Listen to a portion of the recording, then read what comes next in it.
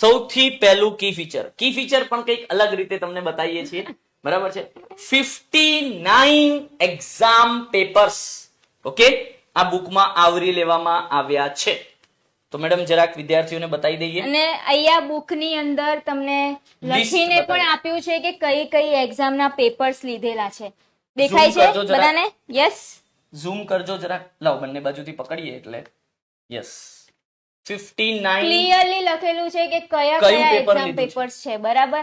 અને Yes. 2013 થી લઈને 2025 સુધીના છે, ખાસ કરીને 25 સુધીના, યસ બરાબર છે.